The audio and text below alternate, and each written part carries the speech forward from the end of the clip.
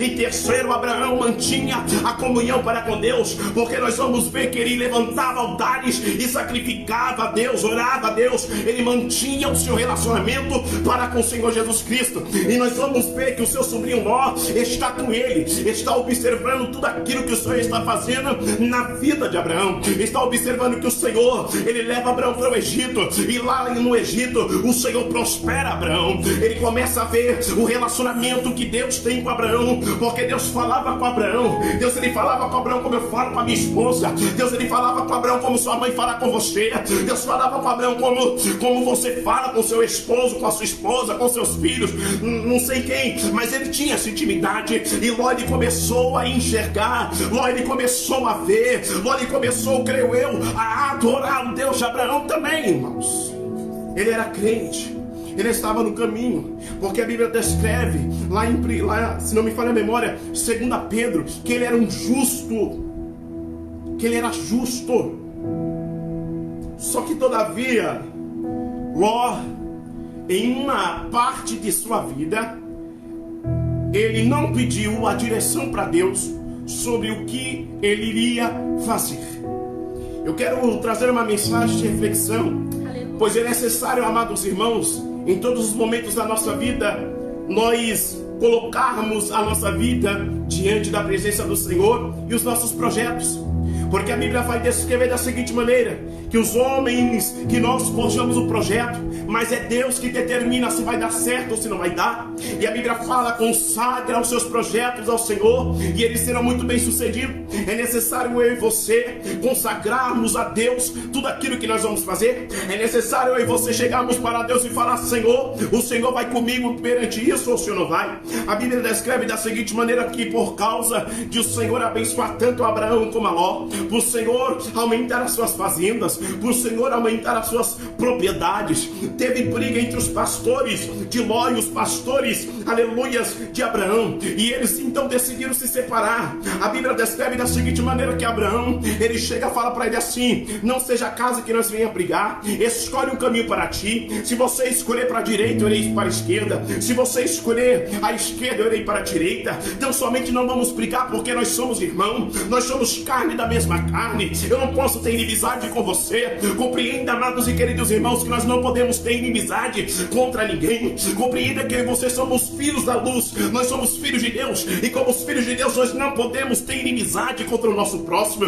Louvado e exaltado seja o nome do Senhor. Eu sei que está fugindo da mensagem, mas o Senhor me diz da seguinte maneira, se você tem uma rincha, se você tem algo cravado no seu coração contra uma pessoa, peça perdão para essa pessoa, porque o Senhor Jesus Cristo não quer que você vive em desunião. Se você está em desunião com seu marido, reconcilia. Se você está com desunião com seu filho, reconcilia. Se você está brigado com alguém, vai e reconcilia, amados e queridos irmãos.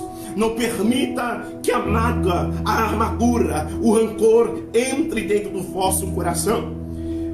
Mas voltando para a mensagem, nós vamos ver da seguinte maneira que naquele exato momento ele tem que tomar uma atitude. E ele começa a observar. E ele olha a campina verde de Sodoma e Gomorra. A Bíblia descreve da seguinte maneira que era uma campina muito bonita. Era um lugar festejante, porque se ele olhasse para o outro lado, ele veria deserto. Só que todavia ele não pediu a direção para Deus. Ele não chegou para Deus e falou assim, Senhor meu Deus, é essa terra que o Senhor quer que eu vá, é por ali que o Senhor quer que eu ande, é isso que o Senhor quer que eu faça realmente. Nós não vamos ver isso, mas a Bíblia descreve que ele olhou segundo os seus olhos, ele olhou a aparência. E eu vim te falar que eu e você não podemos olhar para a aparência. Nós temos que olhar com visão espiritual, nós temos que olhar com entendimento de Deus. Nós temos que pedir para o Senhor, Senhor, o que eu devo fazer em meio a esse processo? Senhor, o que eu preciso fazer nessa situação? Senhor, por qual caminho meu trilho? E nós vamos ver da seguinte maneira que por conta de ele não pedir a direção de Deus, ele passa por situações adversas. Primeiro, porque aquela terra estava contaminada, aquela terra estava consumida pelo pecado, pelo ódio, pela maldade. Aquela terra, os homens não queriam Deus. Por isso que nós vamos ver lá em Gênesis, se não me falha a memória, 19, que o Senhor destrói Sodoma e Gomorra, a terra onde que nós estava. Compreenda que o caminho que você pode estar escolhendo para você não é o caminho que Deus tem para sua vida, não, irmãos. É necessário eu e você fazermos como Davi. A Bíblia fala que Davi, o homem segundo o coração de Deus, toda a guerra queria, ele orava diante da presença do Senhor. Ele falava: Senhor, eu subo contra os filisteus, eu subo contra os medianitas, eu subo contra os amoreus. Ele pedia direção para o Senhor, para que o Senhor respondesse.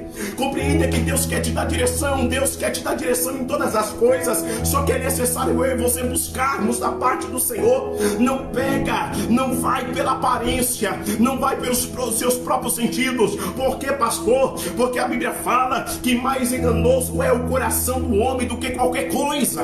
Aleluia. O nosso coração, amados irmãos, o nosso coração é enganoso. Por isso que Salomão ele fala: guarda o teu coração, porque dele procede as saídas da vida.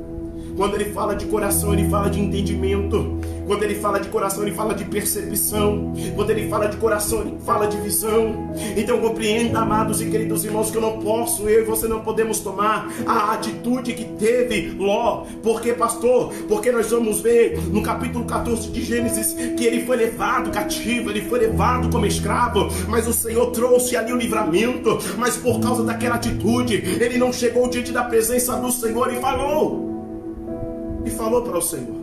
Aleluia. É necessário, amados irmãos, nós andarmos debaixo da direção de Deus, mediante o Espírito Santo.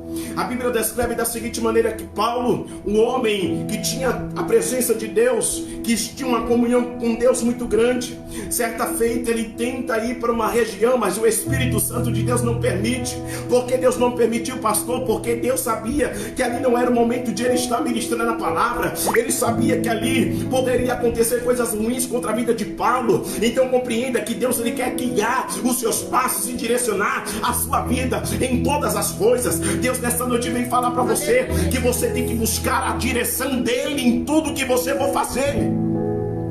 É necessário eu e você buscarmos a direção de Deus, irmãos. Aleluia, Jesus, glória a Deus. Observa, homens que buscaram a direção de Deus. E eu finalizo a mensagem.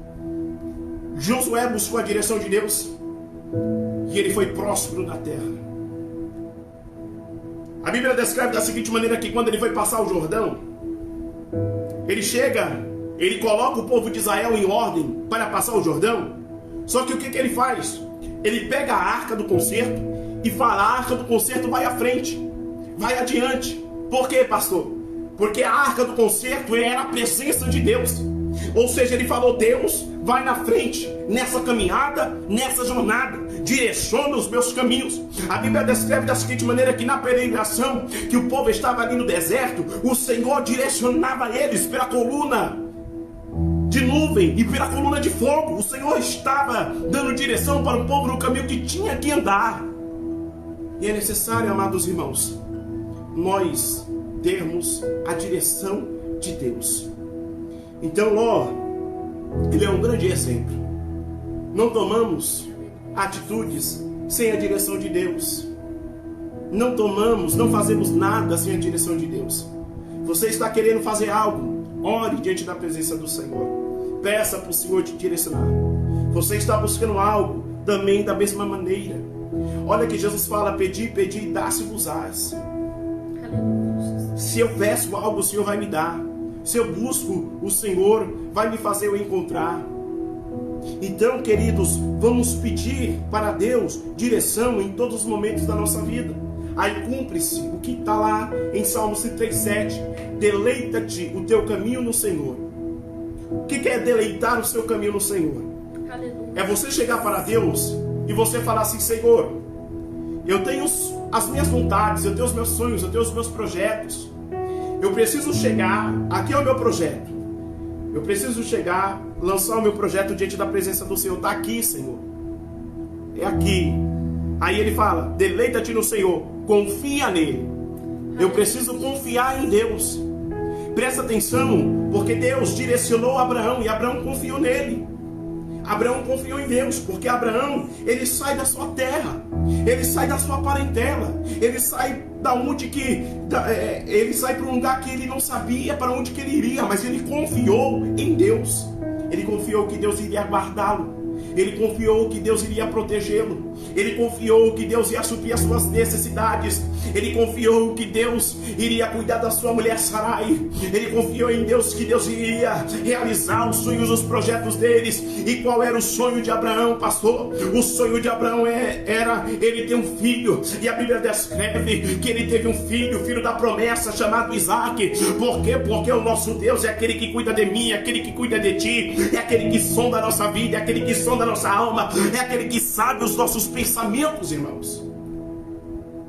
Aí ele fala, e ele tudo fará. Então, primeiro, deleita. Segundo, confia. Terceiro, espera, porque ele tudo fará o que deseja o teu coração. Não se precipite. Ele se precipitou, ele olhou a aparência. Não olhe para a aparência. Para você, minha filha, para você, meu filho, que está buscando diante da presença de Deus um varão, uma varoa, não se precipite, ok?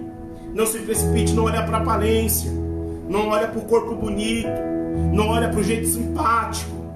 Pede para Deus te fazer enxergar o que está dentro do coração, porque somente Deus conhece o que está dentro do coração do homem, do coração da mulher.